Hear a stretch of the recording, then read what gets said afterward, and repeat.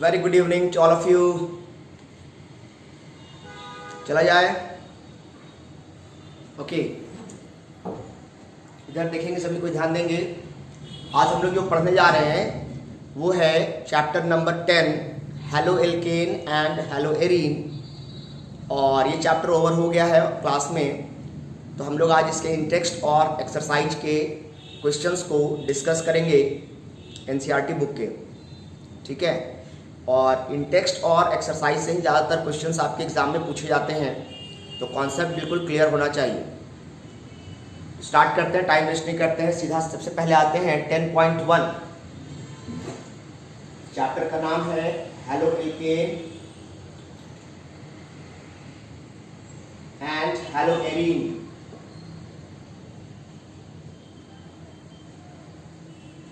Halo alkane and hello arene.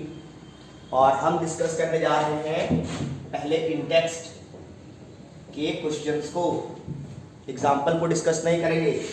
10.1 और 10.1 in-text कहता है स्ट्रक्चर लिखने बोलता है। क्या लिखने बोल रहा है? Structure of following compounds. Structure of following compounds.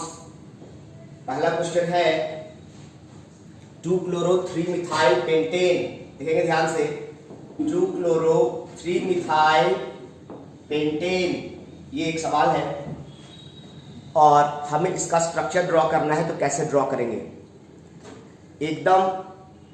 एकदम गधा बच्चा भी होगा, एकदम जाहिल बच्चा भी होगा ना, तो वो भी कर लेगा। उसको सबसे पहले पता होना चाहिए कि उसका वर्ड रूट क्या है। क्या पता होना चाहिए? उसका वर्ड रूट क्या है। यहाँ पर स्ट्रक्चर ड्रॉ करना है, पहले से ही नाम लिखा हुआ है, तो सबसे पहले आपको जब भी नाम देखना है तो उसको देख के घबराना नहीं है। पहले ये देखना है, कभी भी पहले ब्रांच से स्टार्ट नहीं करना चाहिए, हमेशा पेरेंट चेन से स्टार्ट करना चाहिए, वर्ड रूट। और वर्ड रूट यहाँ पर क्या देख रहे हैं आप? पेंट देख रहे हैं। क्या देख रहे हैं? पेंट। और पेंट का मतलब होता है 5 कार्बन। और उसके बाद क्या देख रहे हैं? ANE अर्थात एल्केन है, मतलब कार्बन कार्बन सिर्फ सिंगल बॉन्ड। तो पहले 5 कार्बन लिखेंगे, 1 2 3 4 5 कार्बन लिख लिए। अब उसके बाद क्या कहता है? एल्केन बोला है, यानी सब में सिंगल बॉन्ड लगाना है। तो सिंगल बॉन्ड कैसे लगाते हैं? ऐसे। बॉन्ड कभी भी ऐसे नहीं लगाना चाहिए, ऐसे लगा देंगे तो फिर हाइड्रोजन कहाँ लिखेंगे? गर्दन से गर्दन पूरा सटा देंगे तो फिर हाइड्रोजन कहाँ लिखेंगे? पेन से आप लिखेंगे, एग्जाम में ओवरराइट हो जाएगा। तो इससे बचने के लिए हम लोग क्या करते हैं? इस प्रकार छोटे छोटे बॉन्ड्स लगाते हैं। कार्बन हमेशा 4 बॉन्ड बनाता है, इसका ध्यान रखना है। 4 से अधिक बॉन्ड कार्बन नहीं बनाता है। अब यहाँ पर क्या है? 2 नंबर पर क्लोरीन है, क्लोरो बोल रहा है, तो 1 नंबर इसको मान लेते हैं सपोज, दूसरा नंबर इसको मान लेते हैं। कोई बच्चा कहेगा नहीं सर हम 2 नंबर इसको मानना चाहते हैं, तो मान लो, कोई दिक्कत नहीं है। या तो इसको 2 नंबर मान लो इधर से, या राइट हैंड साइड से इसको इधर मान लो। तो 2 नंबर पर क्या है? क्या है? क्लोरीन। तो 2 क्लोरो हो गया। 1 2 3, 3 नंबर पर क्या है? मिथाइल। मिथाइल मतलब एक कार्बन का ब्रांच। तो ये हो गया 2-chloro-3-methyl। बस 5 कार्बन हो गया और सब में सिंगल बॉन्ड। अब क्या करना है आपको? जरूरत के हिसाब से हाइड्रोजन सेट कर देना है। ये कार्बन कितना बॉन्ड बना रखा है? 1। देखो 1 बॉन्ड है। और कितने की आवश्यकता है? 3। तो यहाँ पर हम लिखेंगे CH3। ये कार्बन कितना बॉन्ड बनाया है? 1 और 1 2। एक इधर से है, एक इधर से, 2, यानी और 2 हाइड्रोजन की आवश्यकता है। ये कितना बना रखा है? 1 2 3, 1 2 3, तो एक और हाइड्रोजन की आवश्यकता है। ये कितना बनाया है? 1 2 3, तो एक और हाइड्रोजन की आवश्यकता है। ये कितना बनाया है? 1, यहाँ 3 हाइड्रोजन की आवश्यकता है। और इस प्रकार से इस कंपाउंड का स्ट्रक्चर बनकर तैयार हो जाता है। ठीक है, इसके बाद दूसरा सवाल आपके पास है 1-chloro-4-ethyl साइक्लोहेक्सेन। 1-chloro-4-ethyl साइक्लोहेक्सेन, ध्यान समझेंगे। साइक्लोहेक्सेन बोला है। क्या बोला है? साइक्लोहेक्सेन।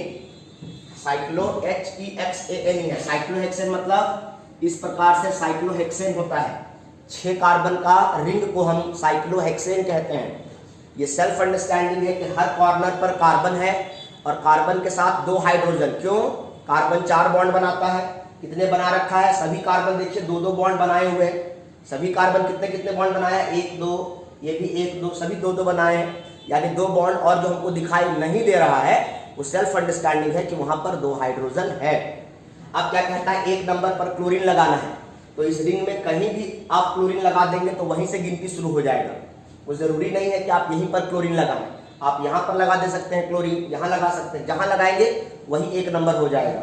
चलो हमने मान लो यहाँ पर लगा दिया, ये क्या हो गया 1 क्लोरो, अब यहाँ से गिनती शुरू होगा तो एक नंबर इसको बोलेंगे, एक नंबर पर क्लोरीन लग गया।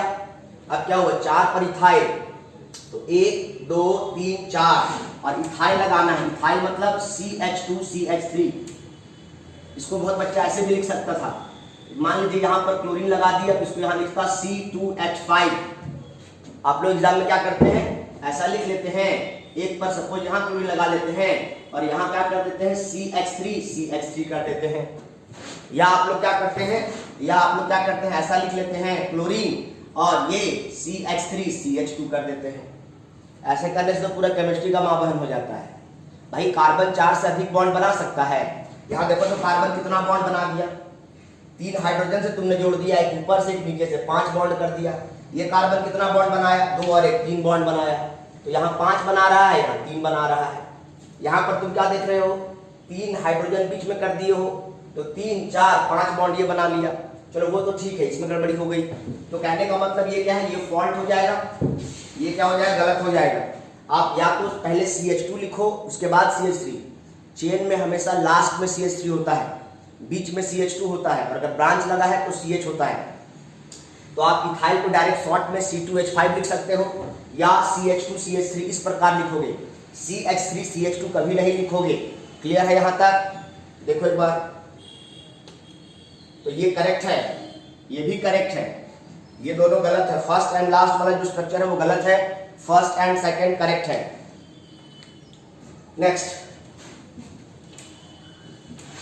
अभी क्या चल रहा है, इंटेक्स्ट का 10.1 चल रहा है, पहला ही क्वेश्चन है और पहला क्वेश्चन का 2 कंपाउंड हमने डिस्कस किया है। नेक्स्ट वन क्या है आपके पास, 4 टर्ट। देखो यही क्वेश्चन फंसता है बच्चा। तीसरा क्वेश्चन है C नंबर, उसका नाम है 4 टर्ट डॉट ब्यूटाइल। यही क्वेश्चन में फंसते हैं आप लोग, टर्ट ब्यूटाइल 3 आयोडो हेप्टेन। हमको पूरा भरोसा है, कितना भी हम समझा के भेजेंगे ना, तुम लोग गलती साले वही करोगे जहां तुम लोग करते हो। क्वेश्चन थोड़ा सा स्टैंडर्ड घुमा दिया बका जाते हो। टर्ट ब्यूटाइल बोल रहा है, मतलब 4 कार्बन का ब्रांच। पहले समझो क्या होता है टर्ट ब्यूटाइल। मान लो तुम्हारा ये पैरेंट चेन है, क्या है तुम्हारा पैरेंट चेन। अब ब्यूटाइल बोला है, ब्यूटाइल मतलब कितना कार्बन, 4 कार्बन। कितना कार्बन का ब्रांच बोल रहा है, 4 कार्बन का ब्रांच बोल रहा है। भाई साहब जब 4 कार्बन का ब्रांच बोल रहा है तो 4 कार्बन का ब्रांच ऐसा भी हो सकता है, CH2CH3। समझ रहे हो, 4 कार्बन का ब्रांच ऐसा भी हो सकता है, 4 कार्बन का ब्रांच ऐसा भी तो हो सकता है। तो जरूरी है कि तुम जैसा सोच रहे हो वैसा ही होगा, CH3 CH2 CH3 ऐसा भी तो हो सकता है। क्या ये 4 कार्बन का ब्रांच नहीं है, ये भी तो 4 कार्बन का ब्रांच है।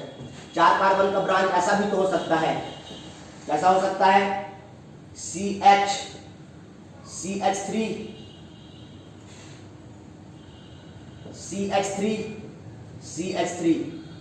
4 कार्बन का ब्रांच ऐसा भी तो हो सकता है, नहीं हो सकता है। इसको भी हम ब्यूटाइल ही बोलेंगे, इसको भी हम ब्यूटाइल ही बोलेंगे, इसको भी हम ब्यूटाइल ही बोलेंगे। तो पता कैसे चला किसको तुम ब्यूटाइल कह रहे हो, किसको सेक ब्यूटाइल कह रहे हो, इसको टर्ट ब्यूटाइल कह रहे हो। ध्यान समझो, ब्रांच का वो कार्बन, कौन सा कार्बन, ब्रांच का वो कार्बन जो पैरेंट चेन से डायरेक्टली कनेक्टेड है, उस कार्बन से डायरेक्टली कितने कार्बन अटैच है, 1 2 3, इसको बोलेंगे 3 डिग्री ब्यूटाइल।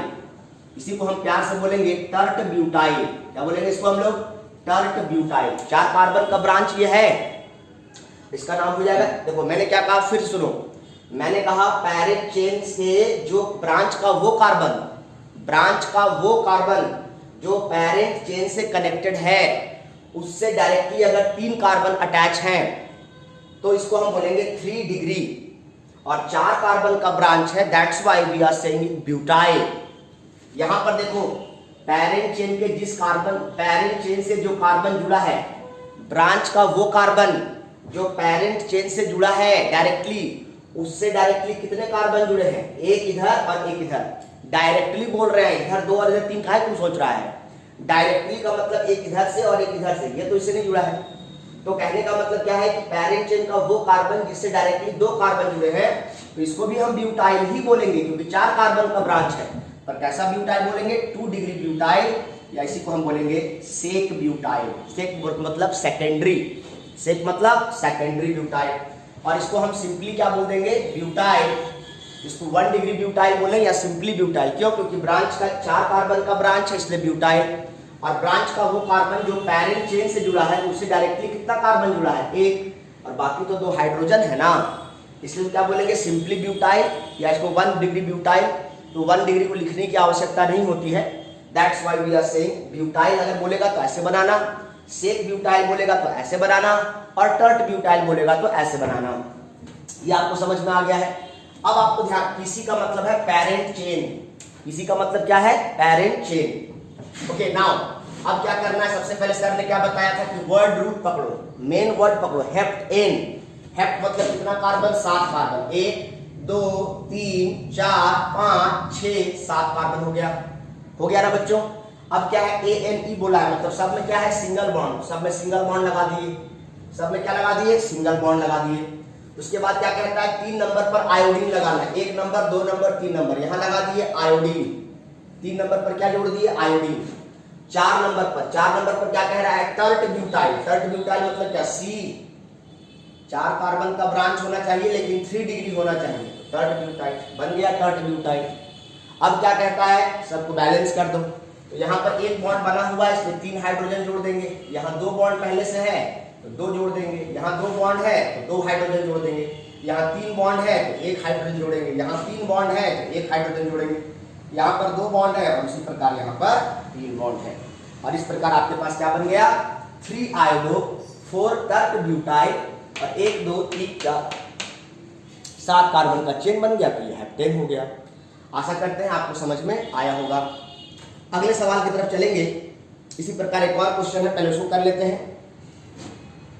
उसके बाद है पहले 4 नंबर ई को छोड़कर पहले ई करा रहा हूं। क्यों? क्योंकि ई में भी ऐसा ही ये क्वेश्चन दिया हुआ है।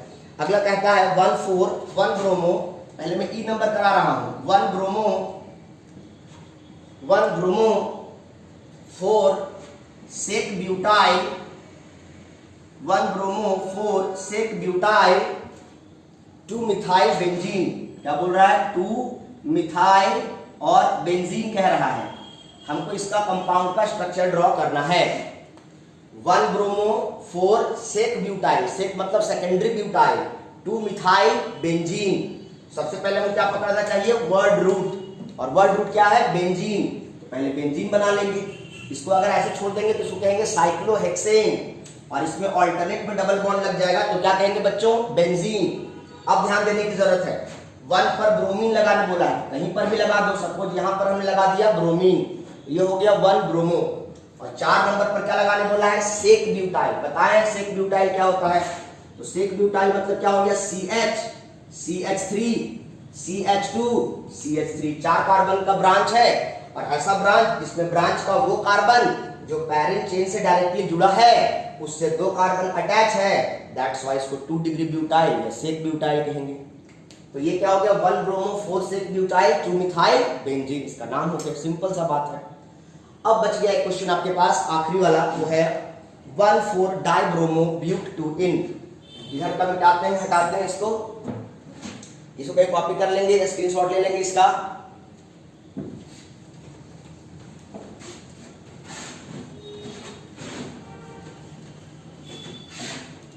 चलिए नाउ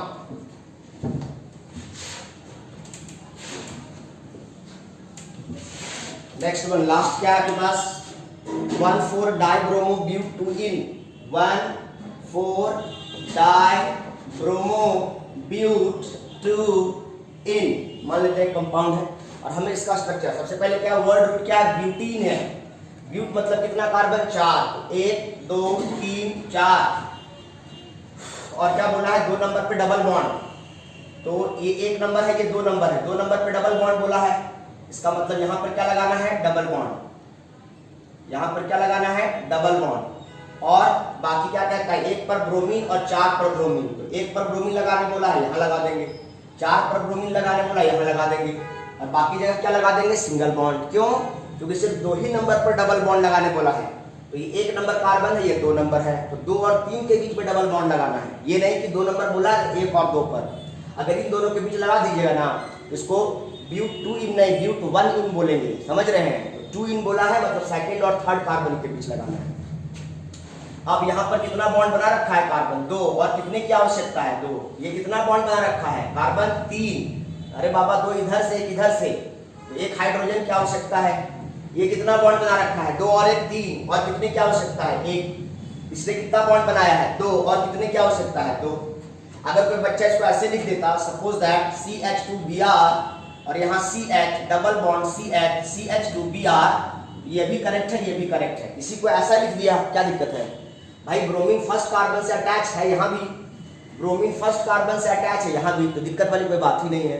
तो ये भी लिख सकते हैं, ऐसा भी लिख सकते हैं, कोई इश्यू वाली बात नहीं है। तो आई होप आप लोग को मेरी बातें थोड़ी बहुत डाइजेस्ट हो रही होंगी। अब आते हैं हम लोग इंटेक्स्ट का 10.1 ओवर हुआ। अब आते हैं इंटेक्स्ट के 10.2 की तरफ, इसको मिटाया जाए। चलिए तो अब आते हैं 10.2 इंटेक्स्ट क्या कहता है आपको। अच्छा चलिए, क्या है, तो आसान क्वेश्चन है, इस क्लास में डिस्कस कर दिया गया है अभी।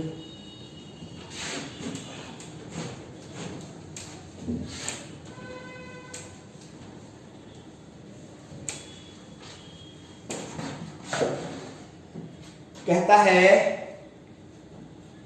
कि जब आप ROH को KI के साथ रिएक्शन करवाते हैं, ये क्या है, 10.2 क्वेश्चन नंबर है। ये अल्कोहल है, R के साथ OH लगा है। अरे बाबा अल्काइल ग्रुप के साथ हाइड्रोक्सिल है, मतलब अल्कोहल है, और उसके साथ क्या है, पोटेशियम आयोडाइड है। तो कहता है कि इसको जब आप रिएक्शन कराते हैं इन प्रेजेंस ऑफ H2SO4, तो कहता है कि ये RI का फॉर्मेशन नहीं करता है, नॉट फॉर्म, नहीं बनता है। अल्काइल आयोडाइड का फॉर्मेशन नहीं होता है। क्यों? सवाल पूछ रहा है। क्वेश्चन क्या समझ में आया? कहता है कि जब अल्कोहल को आप KI के साथ रिएक्शन कराते हैं पोटेशियम आयोडाइड के साथ, तो एक्सचेंज होना चाहिए था, RI होना चाहिए था, और KOH बनकर बाहर निकल जाना चाहिए था। मेरे कहने का मतलब है कि ये कहता है कि ROH जब KI के साथ रिएक्शन किया तो RI प्लस KOH हो जाना चाहिए था, परंतु ऐसा नहीं होता है। क्यों नहीं होता है, सो पूछ रहा है। यानी अल्कोहल से हेलो एल्केन जब हम बना रहे हैं तो सब में काम किया, क्लोरीन फ्लोर सब में काम किया, इसमें क्यों नहीं किया? तो इसका जवाब क्या है, सुनिए। इसका जवाब यह है कि H2SO4 जो है ना, ये ऑक्सीडाइजिंग एजेंट है। ये क्या है, एक ऑक्सीडाइजिंग एजेंट है। ध्यान समझिएगा क्या होता है। H2SO4 चूंकि एक ऑक्सीडाइजिंग एजेंट है, तो ये क्या करता है, जो KI इसमें जो डाले हैं आप, ये H2SO4 को देखता है और उसके साथ ऑक्सीडाइज होना शुरू हो जाता है, और ये क्या बन जाता है ना, यहाँ H2SO4 एसिड है तो एक H+ का त्याग करेगा, और यहाँ K+ और I- बनेगा, और ऐसा करने से यहाँ का K+ और यहाँ का HSO4- KHSO4 बन जाता है, और यहाँ का H+ और यहाँ का I- क्या बन जाता है, HI बन जाता है। अब ये जो HI है ये फर्दर H2SO4 के साथ रिएक्शन करता है। अगेन क्या हो जाता है कि ये जो HI हाइड्रोजन आयोडाइड है ये फिर से H2SO4 के साथ रिएक्ट, बहुत मात्रा में है ये, उसके साथ रिएक्शन करके पता है क्या बना देता है, इसका 2 मॉलिक्यूल ले लो आप, तो 2 और 2 4 हाइड्रोजन हो गया। ऐसा करने से क्या बन जाता है, 2H2O का वाटर मॉलिक्यूल बन जाता है, और साथ साथ क्या बन जाता है, सल्फर डाइऑक्साइड गैस बन जाता है, और साथ साथ क्या होता है, आयोडीन बन जाता है। तो बनना चाहिए था कुछ और, चला बन गया कुछ और। तो इसी कारण से ये क्या होता है, H2SO4 डालने से KI इसके साथ रिएक्शन करने के बजाय, इधर जाने के बजाय इधर चला जाता है, और इसके साथ रिएक्शन करने के बजाय इसके साथ रिएक्शन करना शुरू कर देता है, H2SO4 के साथ ही रिएक्शन करना शुरू कर देता है, और जिस कारण से बनना चाहिए था ये, परंतु ये ना बन करके इधर कुछ और कहानी करने लगता है। ये समझ रहे हैं? तो ये इसका प्रॉब्लम है। सब इससे बचने के लिए क्या किया जाए, हाँ, अगर तुम इसके जगह पर क्या लिया होता, ROH प्लस KI, अगर जहां तुमने H2SO4 लिया वहां तुम H3PO4 ले लिया होता, या H2PO3 ले लिया होता, तो H2PO4 या H3PO4 कुछ भी ले लिया होता, मतलब फास्फोरस वाला तुम कंपाउंड लिया होता, तो तुम्हारा काम बन जाता। सपोज तुमने लिया होता H3PO4 ही ले लो, ये ऑक्सीडाइजिंग एजेंट नहीं है, ये मत समझो कि जैसे H2SO4 है वैसे ये भी, ये ऑक्सीडाइजिंग एजेंट नहीं है। तो जिस कारण से क्या होता है, ये H3PO4 जो है ये Ki को क्या करता है, इसको ऑक्सीडाइज नहीं कर पाता है, और इस कारण से यहाँ आसानी से Ri प्लस ये OH बाहर हो जाता है। समझ रहे? और जो कहानी बनना होगा बनेगा, परंतु ये जो आपके पास क्या है Ri जो आपको चाहिए वो आपको क्या होता है, प्रॉपर मिल जाता है। एक्चुअल में ये Ri को मिला, परंतु डायरेक्ट KOH नहीं बनता है। आप अगर ध्यान से देखेंगे तो क्या है, यहाँ H3PO4 है, ये भी तो कुछ काम करेगा, और ये क्या बन जाता है K, जैसे यहाँ H3 था, यहाँ पर क्या होगा H2PO4 बन जाएगा, और यहाँ पर एक हाइड्रोजन बचा हुआ है सो, और ये हाइड्रोजन प्लस क्या बन जाता है, H प्लस और OH माइनस मिलकर वाटर बन जाता है। नहीं समझा? अरे बाबा H2 में H प्लस बाहर निकल गया तो क्या बच गया, H2PO4 माइनस हो गया, और यहाँ पर क्या है K प्लस और I माइनस, और यहाँ पर क्या है R प्लस और OH माइनस, तो यहाँ का OH माइनस इस H प्लस के साथ मिलकर क्या बन गया, वाटर, और यहाँ का R प्लस और यहाँ का I माइनस क्या बन गया, Ri। अब यहाँ पे क्या बच गया आपके पास, K प्लस और H2PO4 माइनस क्या बन जाएगा, K प्लस और H2PO4 माइनस क्या बन जाएगा, KH2PO4 बन जाएगा। और इस प्रकार से आप क्या कर सकते हैं, इसको रिएक्शन को लिख सकते हैं। बाई प्रोडक्ट क्या बना, नहीं समझ में आया गोली मारो हटाओ। मेन प्रोडक्ट तुमको ये समझना है कि अगर तुम H2SO4 ले हुए तो क्या प्रॉब्लम हो रही है, और इससे बचने के लिए तुमको क्या लेना है, तो उसके जगह पर आप इसका इस्तेमाल करेंगे। उसके जगह पर किसका इस्तेमाल करेंगे, इंस्टीड उसके जगह पर आप इसका इस्तेमाल करेंगे, H3PO4 का इस्तेमाल करेंगे। ठीक है, ये क्या है, नॉन ऑक्सीडाइजिंग एसिड है या नॉन ऑक्सीडाइजिंग एजेंट है। बराबर कॉपी करेंगे, इसका स्क्रीनशॉट ले लें। चलिए आगे इसके बाद अगर कोई बात नहीं समझ में आएगा तो कमेंट करेंगे या क्लास में पूछ लेंगे आकर। चलिए आगे चलते हैं, 10.2 हो गया है, अब आते हैं नेक्स्ट 10.3 की तरफ।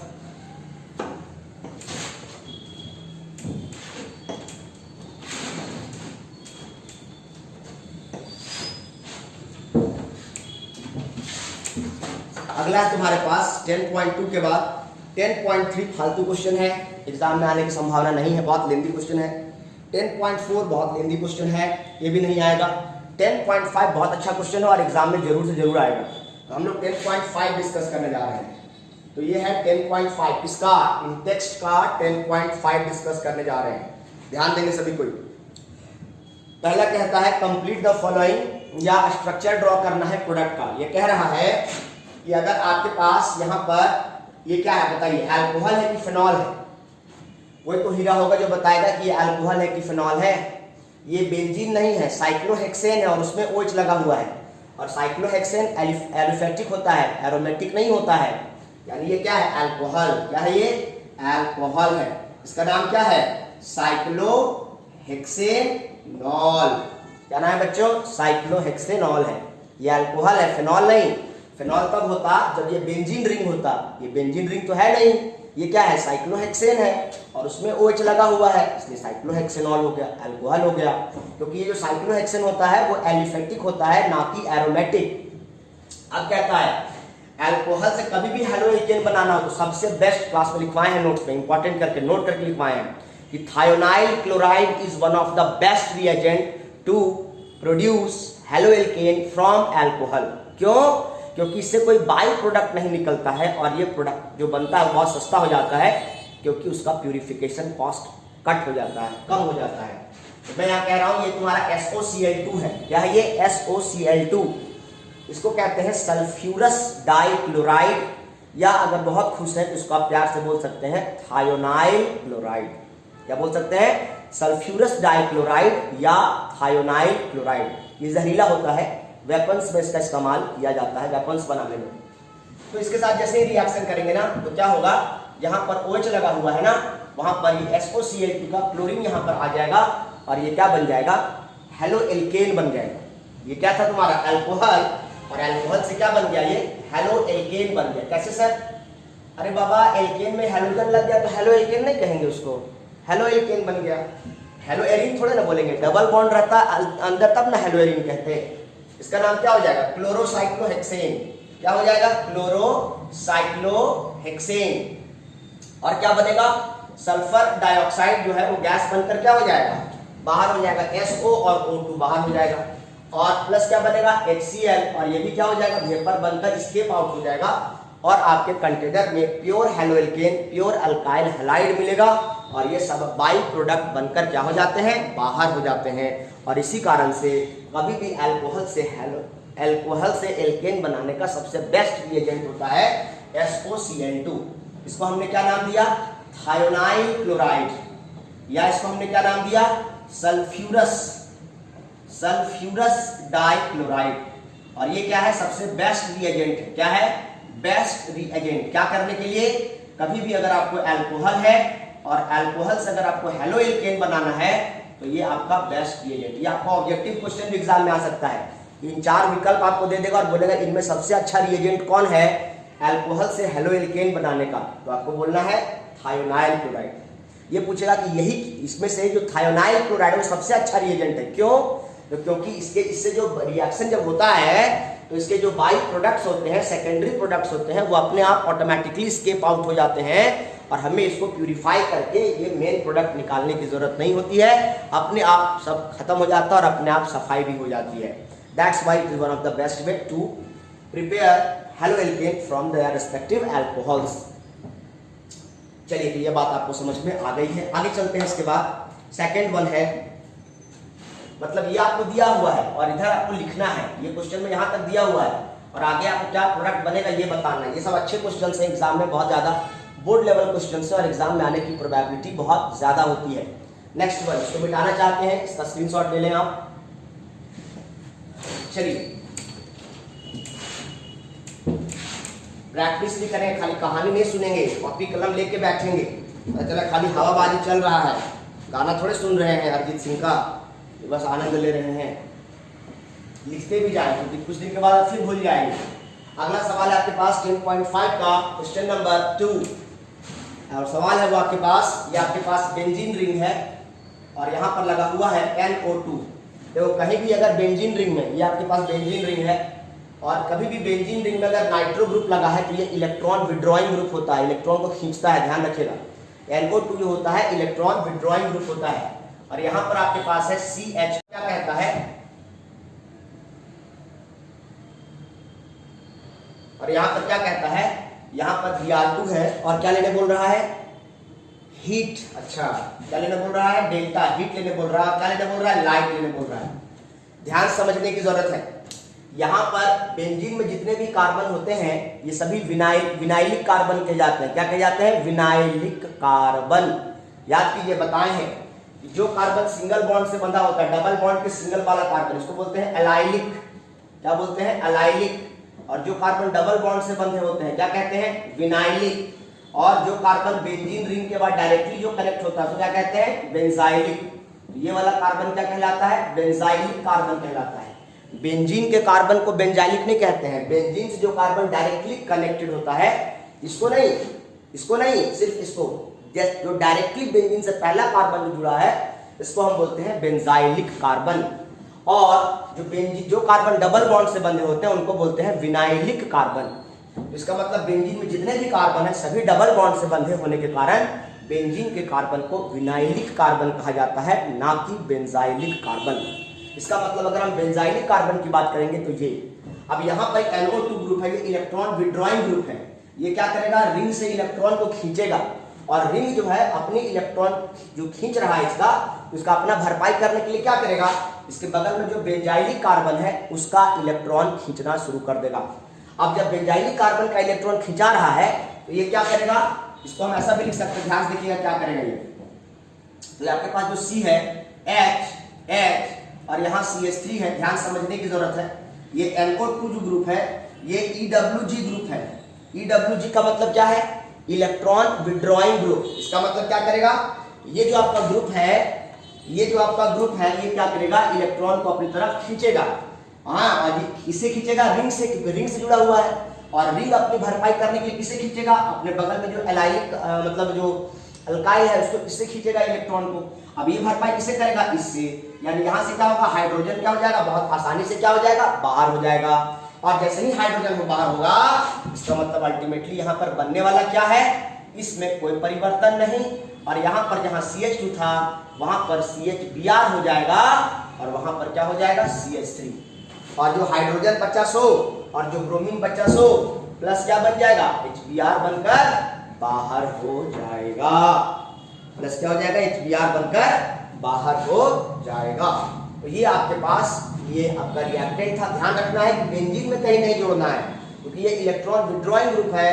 जब ये इलेक्ट्रॉन खींचेगा तो इस पे सीधा असर पड़ेगा और ये कमजोर होने लगेगा, अनस्टेबल होने लगेगा, और इसी कारण से ब्रोमीन इस जगह फटाफट एकदम इसके पास जाकर जुड़ जाएगा। क्यों, जैसे इसको कमजोर दिखेगा तो कमजोर जैसे होने लगेगा ये तुरंत ब्रोमीन जाकर इसके हाइड्रोजन जैसे ही हटेगा वहां पर जाकर ब्रोमीन उसके साथ कनेक्ट हो जाएगा। हमेशा याद रखना है ये क्या बनेगा, बेंजाइलिक हैलाइड का फॉर्मेशन हुआ है, क्योंकि बेंजाइलिक कार्बन पर जाकर हाइड्रोजन कनेक्ट हुआ है। इसके बाद नेक्स्ट क्वेश्चन क्या है, ठीक है, थर्ड वन है, इसको मिटाना चाहते हैं बच्चों, इसको मिटा दें। याद रखना है एलाइलिक किसको कहते हैं, डबल बॉन्डेड कार्बन के ठीक बगल में रहेगा उसको एलाइलिक, इसके बाद अगर कार्बन रहेगा तो उसको एलाइलिक नहीं, sp2 हाइब्रिडाइल। जो कार्बन डबल बॉन्ड से बने होते हैं उनको sp2 कहते हैं, और sp2 के बगल में जो सिंगल है उसको sp3 कहते हैं। तो sp3 वाला रहेगा उसी को अलाइलिक कहते हैं, और डबल बॉन्डेड वाला को विनाइलिक, sp2 विनाइलिक होता है और sp3 क्या होते हैं, अलाइलिक होते हैं, जो उसके एडजेसेंट में होते हैं। चलो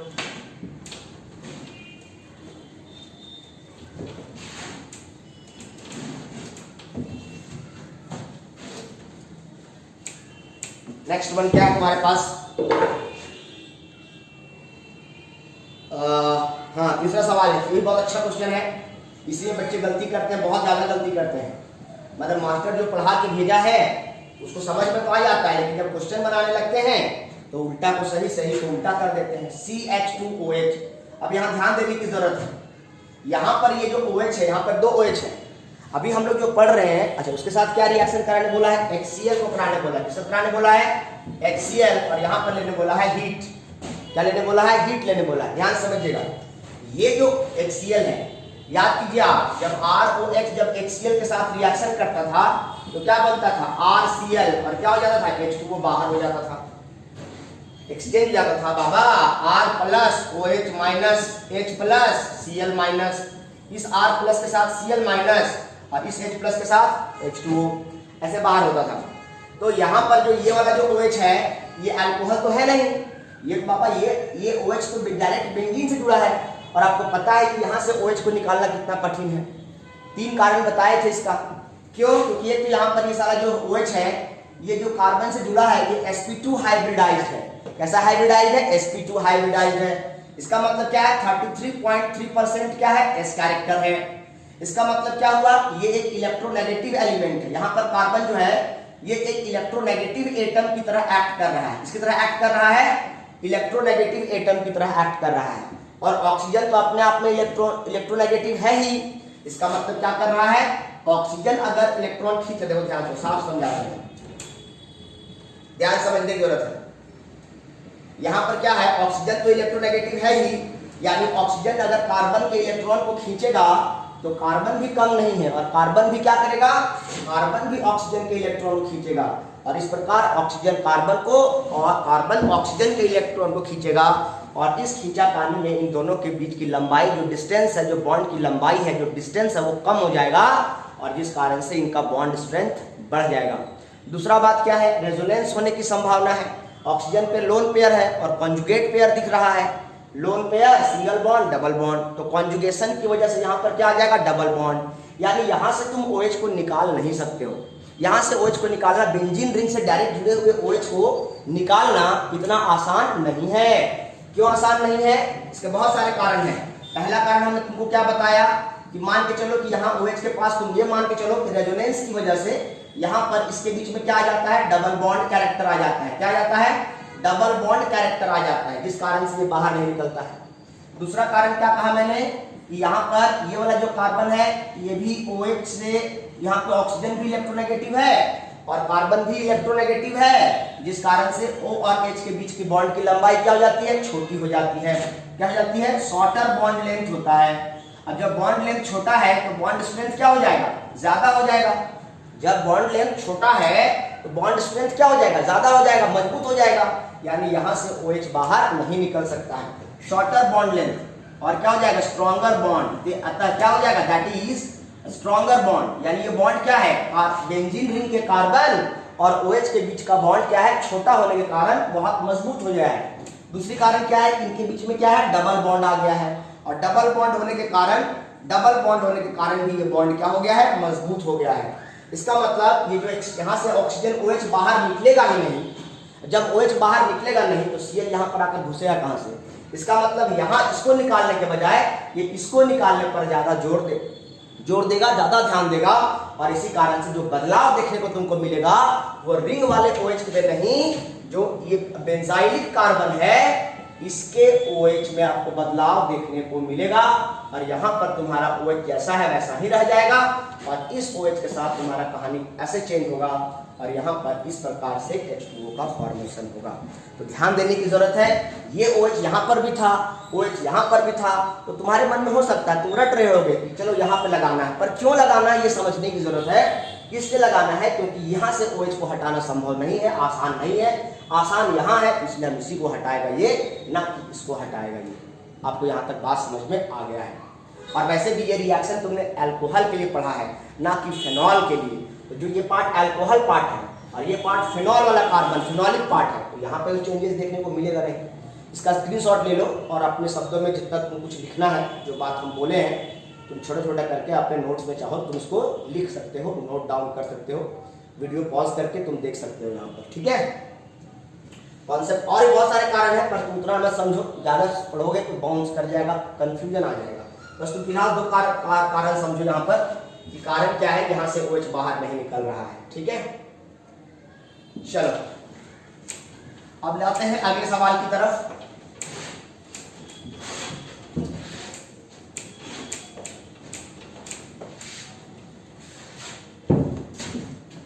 नेक्स्ट वन है तुम्हारे पास, फोर्थ क्वेश्चन तुम्हारे पास है, और फोर्थ क्वेश्चन तुम्हारा जो है वो क्या है, तुम्हारा बेंजीन रिंग है, और यहां पर लगा हुआ है तुम्हारे पास, क्या लगा हुआ है, CH3 लगा हुआ है। क्या लगा हुआ है? CH3, और साथ साथ तुम्हारे साथ यहां पर क्या है, HI। अब याद कीजिए ये एक अनसिमेट्रिकल एल्कीन है, ये बेंजीन रिंग नहीं है, ये क्या है, अनसिमेट्रिकल एल्कीन है। मतलब डबल बॉन्ड के दोनों तरफ कार्बन की संख्याएं बराबर नहीं है, डबल बॉन्ड के दोनों तरफ कार्बन की संख्याएं बराबर नहीं है। तो ये क्या है, अनसिमेट्रिकल एल्कीन है, और अनसिमेट्रिकल एल्कीन होता है वो क्या करता है, ये मार्कोव-निकोव रूल को फॉलो करता है। किसको फॉलो करता है? मार्कोव-निकोव रूल को फॉलो करता है। मार्कोव-निकोव रूल क्या कहता है, क्लास में बहुत अच्छे से समझा चुके हैं इसको। जैसे ही HX है, ये प्रोटिक एसिड है, ऐसा करने से क्या होगा, पहले समझो ध्यान से। क्या हम इसको ऐसा भी लिख सकते हैं बच्चों, जरा ध्यान से देखना, क्या इसको हम ऐसा लिख सकते हैं, ऐसा? नहीं समझा यार भाई। ये कार्बन कितना बॉन्ड बनाया है, 1 2 3, इसका मतलब एक और बॉन्ड किसके साथ रहा होगा, हाइड्रोजन होगा ना, सेल्फ अंडरस्टैंडिंग है। हम यहाँ पर हाइड्रोजन जो हिडन था उसको दिखा दिए हैं, नहीं समझ में आ रहा है। ये कार्बन कितना बॉन्ड बनाया है, 1 2 3 4 बना रहा है। तो ये कार्बन 4 बॉन्ड बना रहा है, मतलब इस कार्बन में हाइड्रोजन नहीं है, इस कार्बन में हाइड्रोजन नहीं है, लेकिन ये कार्बन 1 2 3 ही बॉन्ड बना रहा है, यानी इस कार्बन में एक हाइड्रोजन है, इसलिए हमने इस कार्बन में एक हाइड्रोजन को क्या किया है, जोड़ दिया है। इसका मतलब ऐसा है। अब मार्कोव-निकोव रूल क्या कहता है, जब तुम इसको HX के साथ रिएक्शन कराते हो, या HX की जगह पर HI है, तो मार्कोव-निकोव क्या कहता है कि जब डबल बॉन्ड हटेगा, और डबल बॉन्ड हटने से इसका जो हाइड्रोजन वाला पार्ट है वो उस कार्बन के पास जाएगा जिस कार्बन के पास पहले से ही हाइड्रोजन की संख्या ज्यादा है। अब बताओ, इसको हम बोल रहे हैं कार्बन नंबर 1, सपोज इसको हम बोल रहे हैं कार्बन नंबर 2। इसका मतलब कार्बन नंबर 1 के पास यानी C1 के पास कितने हाइड्रोजन है, एक भी नहीं। कार्बन नंबर 2 C2 के पास कितने हाइड्रोजन है, एक। तो मार्कोव-निकोव क्या कहता है कि अनसिमेट्रिकल एल्कीन में जिन दो कार्बन के बीच डबल बॉन्ड है, उन दोनों कार्बन में किसके पास हाइड्रोजन की संख्या सर्वाधिक है। जिसके पास हाइड्रोजन की संख्या ज्यादा होगी, HX का जो हाइड्रोजन है वो उसी कार्बन के पास जाएगा। मतलब इसका जो हाइड्रोजन वाला पार्ट है वो सेकेंड कार्बन पर आएगा, 2 नंबर वाले कार्बन पर आएगा। क्यों 2 नंबर वाले कार्बन पर आएगा? इसलिए क्योंकि एज पर मार्कोव-निकोव रूल कहता है कि जिसके पास पहले से ही हाइड्रोजन ज्यादा है, हाइड्रोजन उसी के पास जाएगा, और जो आयोडीन बच गया वो आयोडीन किसके पास आएगा, तो 1 नंबर वाले कार्बन के पास आएगा। ऐसा क्यों करता है? ऐसा करने से वो 2 डिग्री अल्काइल हैलाइड का फॉर्मेशन करता है और 1 डिग्री के मुकाबले 2 डिग्री अल्काइल हैलाइड ज्यादा स्टेबल होता है और इसी कारण से वो मेजर प्रोडक्ट होता है।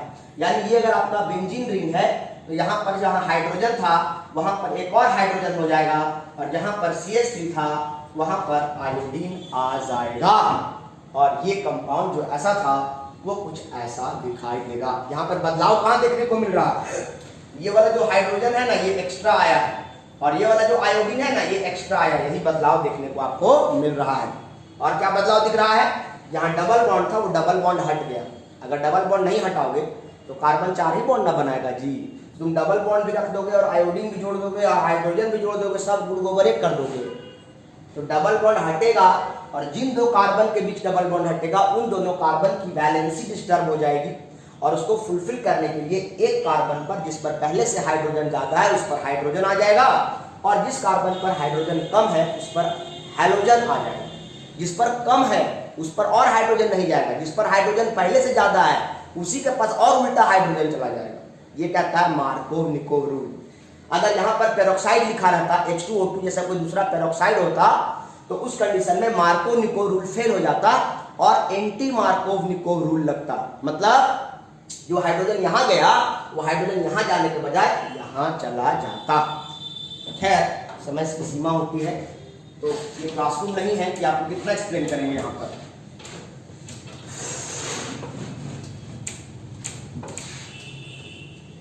अगला सवाल आपके पास क्या है, क्या भाई 10 पॉइंट, हाँ ये तो सिंपल है यार। अगला है तुम्हारे पास CH3 CH2 Br और उसको रिएक्शन कराने बोलता है NaI के साथ। ये तो एकदम से लॉलीपॉप सवाल है जी, इसको आपने पढ़ा है फिनकैल्स्टीन रिएक्शन के नाम से, याद कीजिए, याद भी रटवाए भी हैं इसको।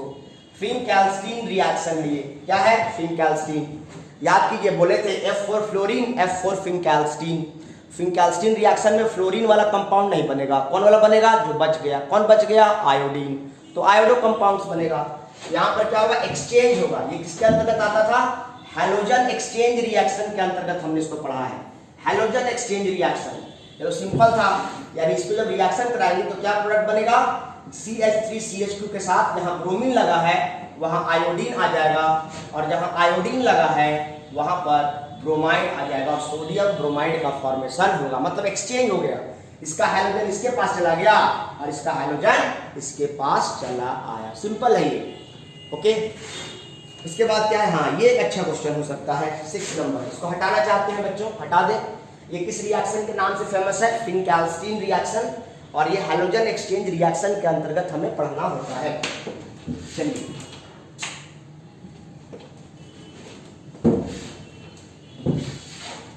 10.5 का लास्ट रिएक्शन होगा जिसका नाम होगा रिएक्शन नंबर 6। ये आपके पास क्या है, ये बहुत अच्छा क्वेश्चन हो सकता है। ये तुम्हारे पास डबल बॉन्ड है, बेंजीन रिंग नहीं है और इसको रिएक्शन कराने बोला है Br2 के साथ। ये अच्छा कॉन्सेप्ट है, इसको पहले ध्यान से समझने की जरूरत है। पहले थोड़ा सा कॉन्सेप्ट समझना है कि कॉन्सेप्ट होता क्या है। और ये यहाँ पे क्या दिया है आपको दिया है हीट और यूवी लाइट। अब ध्यान समझिएगा, अगर मान लेते हैं तुम्हारे पास CH2 डबल बॉन्ड CH2 है, मतलब डबल बॉन्ड के दोनों तरफ कार्बन की संख्या सेम है, इसको अंग्रेजी में हम लोग कहते हैं सिमेट्रिकल एल्कीन। सिमेट्रिकल मतलब बराबर है, इसको हम क्या बोलते हैं, सिमेट्रिकल एल्कीन। इसको अगर हम रिएक्शन कराएंगे Br2 के साथ, ठीक है, तो ऐसा करने से यहाँ पर क्या रहेगा CCl4, ऐसा करने से क्या होगा CH2 सिंगल बॉन्ड CH2। बहुत अच्छा क्वेश्चन है ये। तो डबल बॉन्ड जो है पाई बॉन्ड और सिग्मा बॉन्ड, उसमें पाई बॉन्ड हटेगा और ऐसा करने से इस कार्बन पर भी ब्रोमीन आ जाएगा, इस कार्बन पर भी ब्रोमीन आ जाएगा। बिल्कुल सिंपल सी बात है। जो Br2 है इसको कहते हैं हैलोजिनेशन है इस प्रकार का। तो जब यहाँ पर जो CH2 डबल बॉन्ड CH2 है, जब इसको रिएक्शन कराइएगा Br2 के साथ या Cl2 के साथ, तो एक बॉन्ड हटेगा और एक बॉन्ड हटने से दोनों कार्बन की वैलेंसी डिस्टर्ब होगी, तो एक ब्रोमीन इस पर आकर जुड़ेगा और एक ब्रोमीन इस पर आकर जुड़ेगा। इसको कहते हैं होमोलाइटिक फ्यूजन। अपना अपना इलेक्ट्रॉन लेके अलग होगा और फ्री रेडिकल का फॉर्मेशन करेगा। ठीक है, अब ध्यान समझने की जरूरत है। अब अगला स्टेप में क्या होने वाला है, लेकिन अगर ये रहा तो बट अगर तुम्हारे पास रह गया CH3CH डबल बॉन्ड CH2 और इसको अगर तुम रिएक्शन कराते हो, किसके साथ रिएक्शन कराते हो, Br2 के साथ। इसका रिएक्शन कराते हो Br2 के साथ। ध्यान समझने की जरूरत है। देखिए पहले यहां तक पहले जो हम करा रहे हैं समझिए, इसको और इसको पहले कंपेयर कीजिए आप। देखिए ध्यान से पहले समझिए दोनों में कहानी क्या है, समझ में आ रहा है। अब देखिए यहां पर क्या है, अगर यहां पर क्या है, अगर ये तुम्हारे पास अनसिमेट्रिकल एल्कीन है, क्या है ये अनसिमेट्रिकल एल्कीन, यहां पर भी वही है, इसी को देखने में बोल रहा था। डबल बॉन्ड के कार्बन, देखिए यहां पर SYMMETRI अनसिमेट्रिकल एल्कीन अगर है, या फिर आप इसके साथ अगर मान लीजिए यहां पर इसका रिएजेंट बदल देते हैं और यहां पर क्या कर देते हैं, हीट कर देते हैं और लाइट कर देते हैं। हीट मतलब कितना, लाइट हीट मतलब कितना, मतलब 773 केल्विन के आसपास, बहुत ज्यादा है। 373 में 100 डिग्री सेल्सियस होता है, यानी लगभग 500-600 डिग्री सेल्सियस के आसपास तापमान दे रहे हैं आप। 500 से 600 डिग्री सेल्सियस के आसपास आप तापमान दे रहे हैं। ऐसा करने से क्या होगा, यहाँ पर जो इन दोनों कार्बन पर इस बार हाइड्रोजन नहीं आएगा और हाइड्रोजन इस पर आएगा, इसको बोलते हैं एलाइलिक हाइड्रोजनेशन। इस बार क्या होगा, जब एलाइलिक कार्बन अगर नहीं है तब तो मजबूरी में इनके पास जाकर जुड़ेगा, लेकिन अगर उस कंपाउंड में एलाइलिक कार्बन है, कौन कार्बन है, एलाइलिक कार्बन। क्या होता है सर एलाइलिक कार्बन, अरे भाई अभी तुरंत समझाए कि जिन दो कार्बन पर डबल बॉन्ड होता है उसको कहते हैं विनाइलिक कार्बन, और विनाइलिक कार्बन के ठीक बगल में जो कार्बन जुड़े होते हैं सिंगल बॉन्ड से, इनको हम क्या कहते हैं, एलाइलिक कार्बन। क्या कहते हैं इनको, एलाइलिक कार्बन। तो अगर उस कंपाउंड में, उस एल्कीन में एलाइलिक कार्बन मौजूद है, कौन मौजूद है, एलाइलिक कार्बन मौजूद है, और अगर तुम इसका Br2 करा रहे हो हीट और लाइट के प्रेजेंस में, तो ये विनाइलिक कार्बन पर जुड़ने के बजाय एलाइलिक कार्बन पर जुड़ना ज्यादा पसंद करेगा, उससे स्टेबिलिटी ज्यादा आएगी। अर्थात यहाँ पर जो CH3 था, यहाँ पर क्या हो जाएगा, CH2। कार्बन 4 ही बॉन्ड बनाता है। अब यहाँ पर हमको ब्रोमीन जोड़ना है, तो भाई यहाँ से जब तक हाइड्रोजन हटेगा एक नहीं, तब तक तुम ब्रोमीन कैसे जोड़ दोगे। इसका मतलब यहाँ CH2 हो जाएगा और यहाँ से Br यहाँ पर जुड़ेगा। अब एक Br बचा हुआ है क्योंकि तुमने Br2 लिया है, Br2 में एक Br का खपत यहाँ हुआ है और एक हाइड्रोजन यहाँ से निकला है, तो एक हाइड्रोजन जो निकला है 100 और ब्रोमीन जो बचा है 100 HBr, याद रखना। उसके बाद CH और डबल बॉन्ड CH2 प्लस क्या हो जाएगा, HBr, इस प्रकार से अलग हो जाएगा। तो कहने का मतलब क्या है कि अगर अनसिमेट्रिकल एल्कीन में या वैसा एल्कीन जिसके पास एलाइलिक कार्बन है और अगर उसका तुम हैलोजिनेशन कराते हो हीट और लाइट के प्रेजेंस में, तो ये जो है विनाइलिक कार्बन पर जाने के बजाय एलाइलिक कार्बन पर हाइड्रोजन जाकर जुड़ना ज्यादा पसंद करता है, ज्यादा स्टेबिलिटी आती है। अब यही चीज यहाँ पर अप्लाई होने वाला है, यही कॉन्सेप्ट यहाँ पर अप्लाई होने वाला है। यानी ये जो ब्रोमीन है वो ना तो इस पे जाएगा ना तो इस पे जाएगा। क्यों, क्योंकि यहाँ पर जब एलाइलिक कार्बन मौजूद है और तुम हीट दे रहे हो, क्या दे रहे हो, हीट भी दे रहे हो और तुम लाइट भी दे रहे हो, तो यहाँ और यहाँ जुड़ने के बजाय हाइड्रोजन यहाँ जुड़ेगा। इसका मतलब इसका जो प्रोडक्ट बनने वाला है बच्चों, वो डबल बॉन्ड जैसा है वैसा ही रह जाएगा और ब्रोमीन यहाँ आकर जुड़ेगा और साथ साथ क्या बन जाएगा, HBr का फॉर्मेशन करेगा। साथ साथ क्या बन जाएगा, HBr। तो ये एल्कीन टूटेगा नहीं, डबल बॉन्ड रह गया बस उसके ठीक बगल में। तो जरूरी ऐसा कहीं जुड़ेगा, यहाँ पे तुम जोड़ सकते थे, हाँ सर बिल्कुल बिल्कुल, क्यों नहीं जोड़ सकते थे। ये भी एलाइलिक कार्बन है और ये भी एलाइलिक कार्बन है, ये विनाइलिक है, ये विनाइलिक है, बस विनाइलिक पे नहीं जोड़ना है, इन दोनों को ये सब पे सर नहीं, इसके जस्ट बगल वाले कार्बन को ही एलाइलिक कहते हैं, इधर नहीं जोड़ना है आपको, ठीक है। तो यहाँ पर ब्रोमीन और यहाँ से हाइड्रोजन हटा होगा, सो हाइड्रोजन और ब्रोमीन मिलकर क्या बन जाएगा, HBr बन जाएगा। इसके बाद क्या सवाल है आपके पास, ओके। अगला क्वेश्चन कहता है, जो इंटेक्स का है वो 10.6 है, क्या है 10.6 है, और आपको कहता है बॉइलिंग पॉइंट बताइए, किसका ज्यादा होगा किसका कम होगा। देखो इसको हटाते हैं और एक बात आप समझ लो, इस क्वेश्चन को आप खुद बना लोगे। जो क्वेश्चन नंबर अगला है उसको आप बहुत आसानी से स्वयं बना सकते हैं। इसको मैं बस आपको हिंट कर देता हूं, ध्यान समझेंगे क्या करना है। देखिए क्या होता है बच्चों, आपके पास क्या है, कहता है इंक्रीजिंग बॉइलिंग पॉइंट के आधार पर अरेंज करना है, arrange in increasing boiling point order, increasing boiling point order. अगर शॉर्ट में बीपी कहीं लिखा हूं मैं, तो आपको समझना है कि सर ने बॉइलिंग पॉइंट लिखा है, मैंने लिखा है arrange in increasing boiling point order. आपको पहले पता होना चाहिए कि बॉइलिंग पॉइंट किन किन बातों पर निर्भर करता है। ये जो बॉइलिंग पॉइंट होता है वो डायरेक्टली निर्भर करता है वंडर वाल फोर्स ऑफ अट्रैक्शन पर। इस पर निर्भर करता है, मॉलिक्यूल्स के बीच में लगने वाले wonder Waals force of attraction पे निर्भर करता है। अब wonder Waals force of attraction किस पर निर्भर करता है? Wonder Waals force of attraction किस पर निर्भर करता है? ध्यान से देखना, wonder Waals force of attraction जो होता है, wonder Waals force of attraction ये डायरेक्टली निर्भर करता है मोलर मास पे, यानी मॉलिक्यूल के मास पे। जैसे जैसे हाइड्रोजन की संख्या बढ़ते जाएगी तो मॉलिक्यूल का मॉलिक्यूलर मास भी क्या होता जाएगा, मोलर मास भी क्या होता जाएगा, बढ़ता चला जाएगा। साथ ही साथ किस पे निर्भर करता है? लेंथ ऑफ कार्बन चेन पर। किस पे निर्भर करता है? लेंथ ऑफ कार्बन चेन पर। किस पे निर्भर करता है? लेंथ ऑफ कार्बन चेन पर। तो इसके साथ किस पे निर्भर करता है? सरफेस एरिया पर। इस पे निर्भर करता है सरफेस एरिया, यानी लेंथ ऑफ कार्बन चेन या सरफेस एरिया सेम चीज है। जैसे जैसे कार्बन चेन की लंबाई बढ़ते जाएगी वैसे वैसे क्या होता है, उसका सरफेस एरिया बढ़ता जाएगा। और इनवर्सली प्रोपोर्शनल टू होता है ब्रांचिंग। जैसे जैसे आप ब्रांचिंग करते जाएंगे तो ब्रांच के बढ़ाने से, जैसे जैसे ब्रांच बढ़ता जाएगा वैसे वैसे मॉलिक्यूल गोल होता जाएगा, और जैसे जैसे मॉलिक्यूल गोल होता जाएगा, स्फेरिकल होता जाएगा, उस मॉलिक्यूल का सरफेस एरिया कम होता जाएगा। और जैसे जैसे मॉलिक्यूल का सरफेस एरिया कम होता जाएगा उसके बीच में लगने वाला van der Waals force of attraction कम हो जाएगा, परिणाम स्वरूप बॉइलिंग पॉइंट घटना शुरू हो जाएगा, कम हो जाएगा। यानी अगर बॉइलिंग पॉइंट कम करना है तो ब्रांच बढ़ाते जाइए, और अगर बॉइलिंग पॉइंट बढ़ाना है तो ब्रांच घटाते जाइए। जितना कम ब्रांच रहेगा, जितना सीधा सीधा चेन रहेगा, उसमें बॉइलिंग पॉइंट ज्यादा देखने को आपको मिलेगा। यहां तक भाई साहब आपको बातें समझ में आ गई हैं। चलिए आगे चलते हैं। इसके बाद तो आपके पास क्या था, चार आपको दिया हुआ है।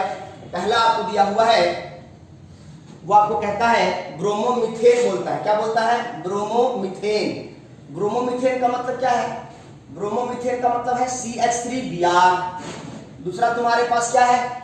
दूसरा है ब्रोमोफॉर्म। क्या है? ब्रोमोफॉर्म। क्लोरोफॉर्म याद है? CHCl3।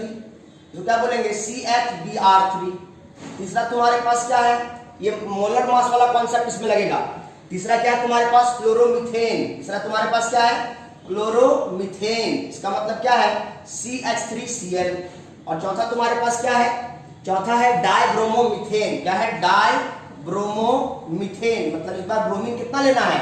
2, यानी CH2Br2। अब देखो सबसे ज्यादा ब्रोमीन की संख्या किसके पास है? तो सबसे ज्यादा ब्रोमीन इसी के पास में दिख रहा है। इसका मतलब सभी के पास कार्बन की संख्या एक ही है। देखो एक कार्बन, एक कार्बन, एक कार्बन, एक कार्बन, यानी अगर इसका मोलर मास चेंज करने की बारी है तो इसका जो मोलर मास चेंज होगा वो इसका मोलर मास इसकी वजह से चेंज होगा, हाइड्रोजन की संख्या की वजह से। यानी सबसे हाईएस्ट बॉइलिंग पॉइंट अगर हम बात करें तो सबसे हाईएस्ट मोलर मास इसी का है, और इसीलिए सबसे ज्यादा बॉइलिंग पॉइंट भी किसका होगा? इसी का होगा। इसका मतलब है इसको हम 1 2 3 4 बोले। और सबसे कम बॉइलिंग पॉइंट किसका होगा? देखो यहाँ पर भी CH3 है, यहाँ पर भी CH3 है, और क्लोरीन और ब्रोमीन में ध्यान सुनना, क्लोरीन और ब्रोमीन में जो तुम्हारा कौन क्लोरीन है उसका मोलर मास कम है, क्योंकि ऊपर से नीचे आने पर एटॉमिक मास बढ़ता है, एटॉमिक वेट बढ़ता है ना, साइज भी बढ़ता है। तो आपके पास क्या होता है? Fluorine, chlorine, bromine, iodine. तो ब्रोमीन क्या है? बड़ा है, सब कुछ भारी ज्यादा है। इसीलिए हम क्या कह रहे हैं कि जो तुम्हारे पास ब्रोमीन वाला खेल खेलना है, इसका मतलब सबसे हल्का कौन हो जाएगा? 3 नंबर। सबसे हल्का 3 नंबर होगा तो इसका मतलब इसका मोलर मास भी कम हो जाएगा, यानी इसका बॉइलिंग पॉइंट सबसे कम होगा। उसके बाद कौन होगा? पहला नंबर। क्यों? क्योंकि इसके पास ब्रोमीन की संख्या एक ही है। उसके बाद कौन हो जाएगा? इसके पास ब्रोमीन की संख्या 2 है, यानी इसके बाद कौन हो जाएगा? 4 नंबर। कौन हो जाएगा? 4 नंबर। और सबसे ज्यादा बॉइलिंग पॉइंट किसका है? 2 नंबर। क्यों? क्योंकि इसके पास हाइड्रोजन की संख्या सबसे ज्यादा है। इसका मतलब क्या हुआ? इंक्रीजिंग ऑर्डर में लिखना था, यानी सबसे कम जिसका होगा उसको पहले लिखे हैं, और सबसे ज्यादा जिसके पास होगा उसको सबसे लास्ट में लिखे हैं। इसका मतलब 2 नंबर वाला का मोलर मास सबसे ज्यादा है, क्योंकि इसके पास हाइड्रोजन की संख्या सबसे ज्यादा है। इसी कारण से हमने क्या किया है? इसका बॉइलिंग पॉइंट सबसे ज्यादा लिया है। और सबसे कम बॉइलिंग पॉइंट किसका लिया है? क्योंकि इसका मोलर मास इन चारों में सबसे कम है। क्यों? क्योंकि इसके पास क्लोरीन है और इसके पास क्या है? ब्रोमीन है। इसीलिए हमने ब्रोमीन के बजाय क्लोरीन का मोलर मास कम होने के कारण सबसे पहले इसको हमने क्लोरीन को रखा है। इसलिए सबसे कम बॉइलिंग पॉइंट इसका, सबसे लीस्ट बॉइलिंग पॉइंट किसका है? सबसे कम बॉइलिंग पॉइंट 3 का है। और सबसे हाईएस्ट बॉइलिंग पॉइंट किसका है बच्चों? तो सबसे ज्यादा हाईएस्ट बॉइलिंग पॉइंट जो है वो भाई साहब। इसके बाद क्या कहता है? इसके बाद ब्रांच वाला क्वेश्चन है। उसके बाद क्या है? ब्रांच वाला। उसको भी करा देते हैं, उसी में आप लोग फंसते हैं। इसको हम मिटाना चाहते हैं, हटाना चाहते हैं, इसका स्क्रीनशॉट ले लें। कुछ पूछना हो तो कमेंट कर सकते हैं आप लोग।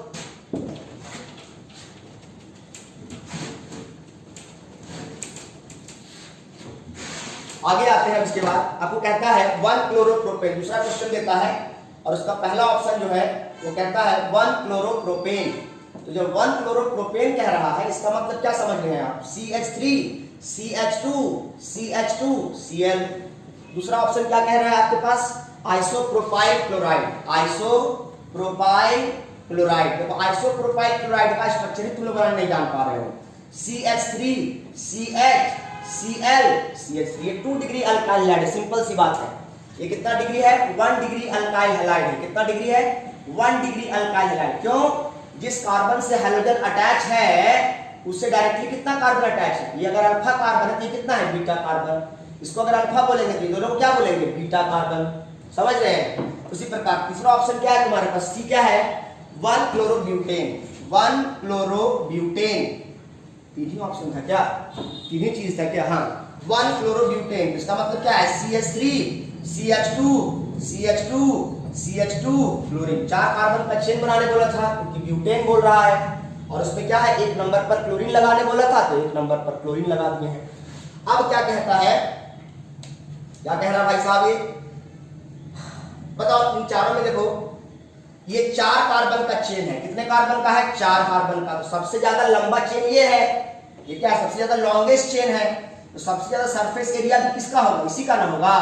अब जब इसका सरफेस एरिया सबसे ज्यादा है तो इसका बॉइलिंग पॉइंट भी सबसे क्या होगा? ज्यादा होगा। इसका बॉइलिंग पॉइंट भी क्या होगा? सबसे ज्यादा होगा। और इसमें देखो ये 3 कार्बन का चेन है। 3 कार्बन का चेन यह भी है लेकिन इसमें क्या है? ब्रांच है। इसमें क्या आ गया? ब्रांच आ गया।